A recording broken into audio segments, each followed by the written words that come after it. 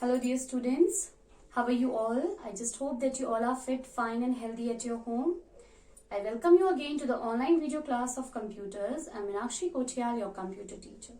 Children, first of all, I would like to wish you all a very happy Navratri. May Goddess Durga blesses you and shower her blessings on you.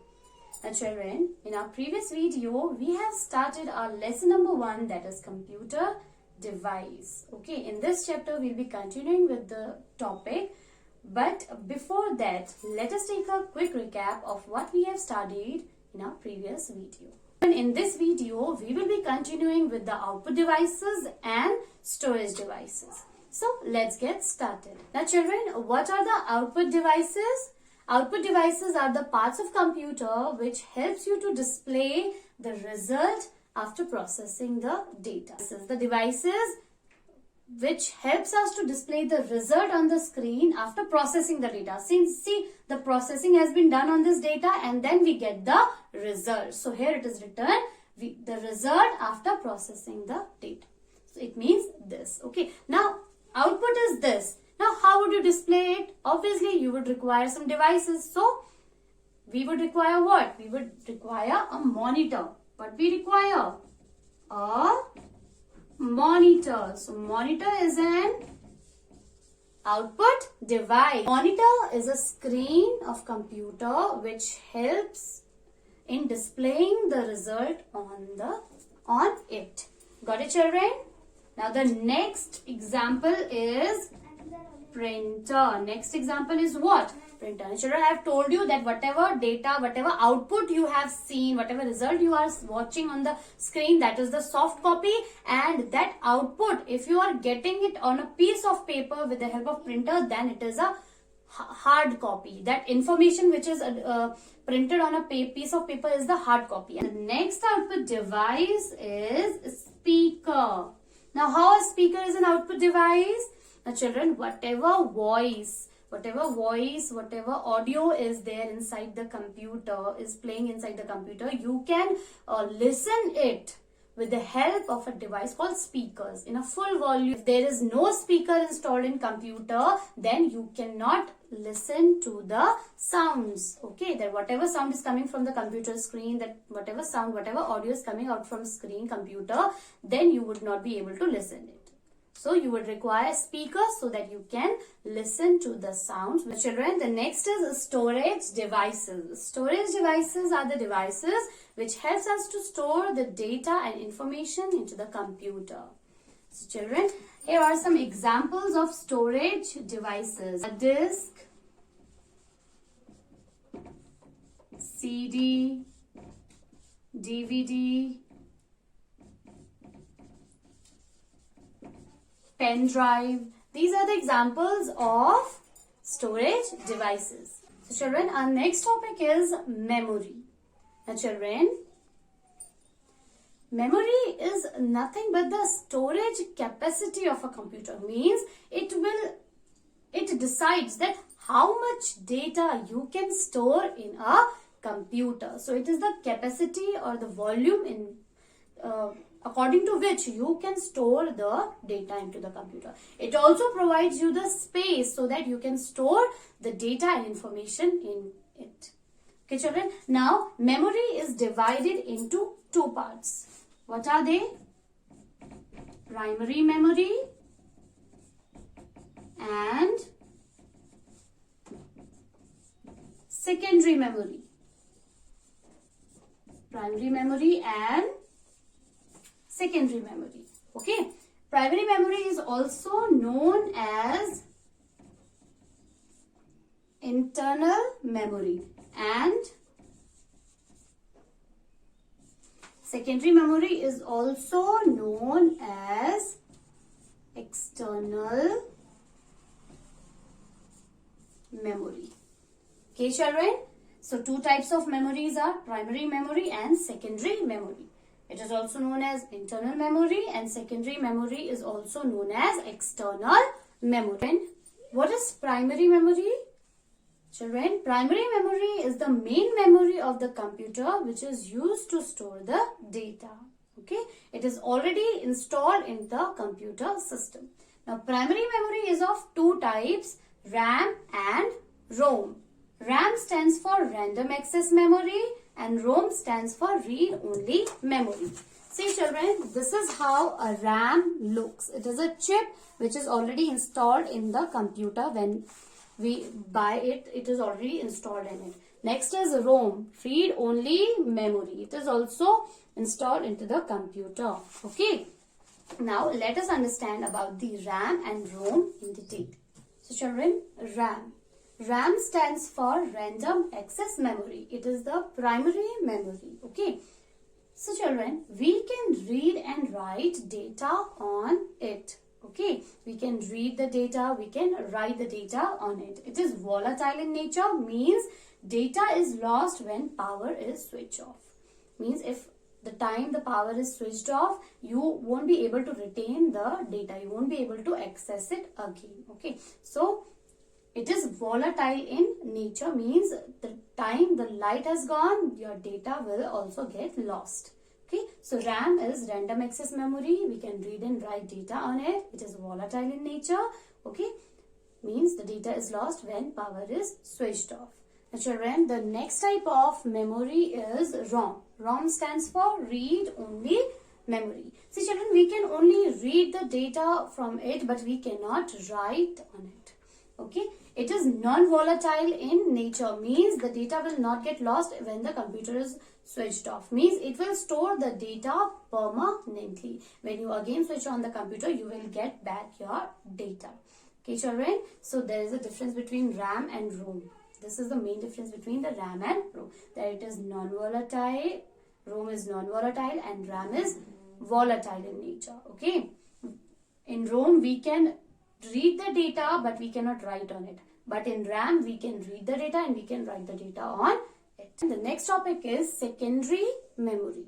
And children, secondary memory is also known as external memory, means it is not installed in the computer but we can use it externally. Okay, we can use the devices externally so that we can transfer the data, or we can store the data from computer to those devices and from those devices to computer. We can transfer the data. Okay, so secondary memory is also used to store data, but they can store the data permanently on a long-term basis for the future use. Okay children, here are some examples of secondary memory. The first is hard disk. It stores large amount of data. Okay children, hard disk. See children, it looks like this. This is the hard disk. Okay, this is the hard disk. It is installed into the computer. Okay, it can store large amount of data. Okay, next is CD. The full form of CD is compact disk. It is a small portable disk. Disk means round. It is round in shape. Okay, this is a CD. See, this is how a CD looks. It is a portable disk. It is kind of disk, means round shape. Okay, portable means we can easily carry it from one place to another. Okay, so it is a small portable disk used to record or store the data. Means we can write the data on it or record the data on it. Whatever is installed, suppose you have drawn something on computer, or suppose you have made a file in a computer, you want to transfer that file on a CD, so you can do it also. Okay children, so this CD can record your data which is present on the computer. Okay, now CD is divided into two parts, that is CD-ROM and CD-RW. CD-ROM stands for compact disk read-only memory, and CD-RW, it stands for compact disk read-write-able. RW means children read-write-able. Okay, now children, CD-ROM. In CD-ROM, we can only record the data or transfer the data once. Okay, means we can write the data only once, but we can read it as number of times. Means a blank CD, take a blank CD. Okay, suppose I have stored songs and movies on it. Once I have stored, okay, I can watch it as many times I want, but I cannot erase it. Okay, means after erasing those data, means after deleting that data, I cannot be able to delete it. Okay, only once we can write the data and we can read it, means we can watch it as many times as we can. Now next is CD-RW. RW means rewritable, means suppose if I have stored songs and movies on it, I can watch it. So I can watch it, now I can delete it also. The songs or videos I have just stored on CD-RW, I can delete that data and again I can feed new data on it. So it means rewritable, means we can write or we can store the data again and again and read it again and again, means watch it again and again as many times we want. Got it, children? CD-ROM, only one time we have to store the data. We will not be able to delete it and we are not able to feed some more data or new data on it. But in CD-RW, we can erase the data and we can delete the data and we can again store the data as many times we want. Okay, got it, children? Now the next secondary memory device is DVD. DVD stands for Digital Versatile Disc. Okay. It also works as a CD. It is also a small portable disc. It is also looks like this. See, children, DVD also looks like this. It is a round circular disc. Okay, it is a disc. It is also portable, similar to CD. The work is similar to CD, but the difference is that it can store more amount of data than CD. Means DVD can store more amount than CD. Otherwise, the work is same, but the storage capacity differs. It can store a large amount of data than CD. Right? Next type of secondary device is Blu-ray disc. Blu-ray disc is a disc which is used to store or record the high definition videos. High definition means clear videos, means their resolutions won't get affected. If you watch them in a very big screen, also the pixels were very clear, the images were very clear, the videos are very clear. So high definition resolution videos it stores. Also it stores more amount of data than DVD. Okay, first CD, then DVD. DVD stores more amount than CD. Next comes Blu-ray disc. It stores more amount of data than DVD. Okay, now next comes, children, pen drive. Pen drive, you all must have seen. This is a pen drive. See, children, it is a most common name nowadays. So pen drive is also a secondary storage device, which it is a small portable device. Portable means we can carry it from one place to another. It stores large amount of data. It also stores a very large amount of data. Okay, in a very small device you can store large amount of data, like you can store songs, you can store as many videos according to the capacity of it. Okay, children, so this is enough for today, children. In this video, next topic is units of memory. This we will study in our next video. Okay, now this much we have done. Okay, you have to go through the chapter, read yourself. Okay, whatever has been given. We have studied the storage devices today and output devices. Okay, just go through it. Take your book. Now, children, I'll be giving you the question answers. You have to find out the answers from the book. Okay, and watch the video very carefully. If you have any doubt, you can ask me through mails. You can contact me through mails. Okay, also send your homework regularly through your mails.